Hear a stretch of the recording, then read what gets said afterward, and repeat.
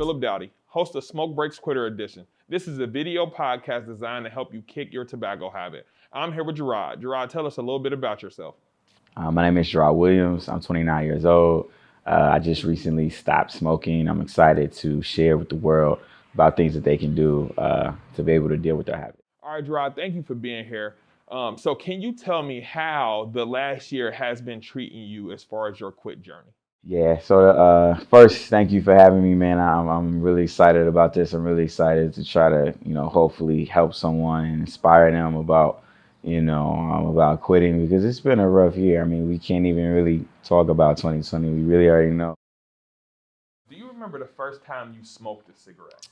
I do. I can remember I was probably about, I want to say maybe 13, 14 years old. And I think that's a common age, I think, where, particularly, African American males normally, start to take a kind of a leap, I guess, in adolescence a little bit, almost in a sense, right? And then you start to, become more curious and have more access kind of like to different things. And, smoking was at that point was pretty common to me and my friends. I mean, we at that point, normally some of our parents was doing it. We seen it all the time. We, heard about it in music. So it truly, kind of wasn't that difficult. I think the hardest part for us was trying to figure out how to work a lighter.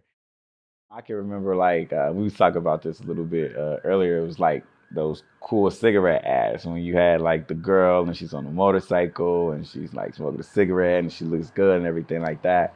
The camel with the leather jacket. Yeah, like all of that, and I think that's important. I think tobacco companies, which we already know historically, has really kind of used advertising as a way to be able to really kind of tap into kids, right? And I think that the way that kids process images, and particularly now with social media, is so much more different, and I think a lot more deadly almost as it has been compared in the past. What would be something that you would tell a younger you about cigarettes that you may have not heard or something that you would just want yourself to know?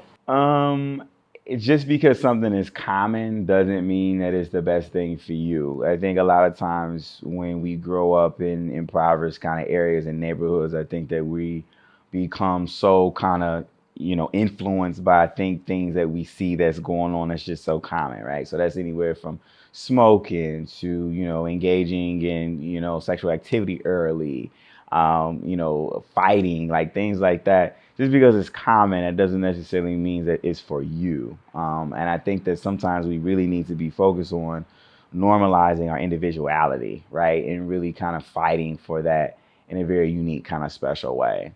So what do you think are ways to give people words of encouragement and keep them accountable? Right.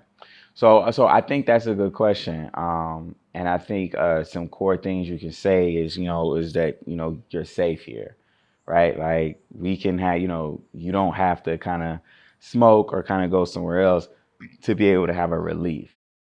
And I know that that can be difficult, in these times, if you're, down and you're in a house and you're worried about your health and everything like that. But I really think that's the key. And even if it needs to be like a buddy system, I mean, it got so bad to a lot of people was knocking on my door like, hey, we're going outside today, or hey, we're not smoking today, or hey, I'm gonna sit with you, for a few hours, right? I mean, just to be able to kind of get me into a pattern. And I think that's important. I think getting people jump started into it is 90% of it, right? Because we're creatures of nature. So once we kind of get going on something, we can be able to keep it up. So now, a lot of times they say it takes 21 days to start a habit. So can you go through like some of the activities you did out of boredom to stop from smoking? yeah, so I know a big thing for me with me being in school, reading really kind of helped me out as well, right? And but see, and what happens is I think too, also to be conscious of is that we try to integrate healthy things with what we do to smoke. When you say, oh, well, I can read and I can smoke at the same time, or I can read or I can smoke and I can clean up. You want to be able to kind of be focused on one activity at a time because I think that when we try to do multiple things, no matter whether we think it's relaxing or not, it's actually triggering anxiety. So it's important for us to kind of focus on one thing at a time. So I know reading for me was a big thing. And I know for me, just running as well. Like I used to run cross country in high school, and it would really kind of hurt me that I really wasn't in a shape the way I have been in the past, to be able to really kind of run and be active and things like that. So just being inspired, right? Just to be able to kind of run again and be back in kind of like a healthier place. So I think that it's important when you're trying to develop a habit of not to smoke is to be able to connect this to some type of emotional connection, right?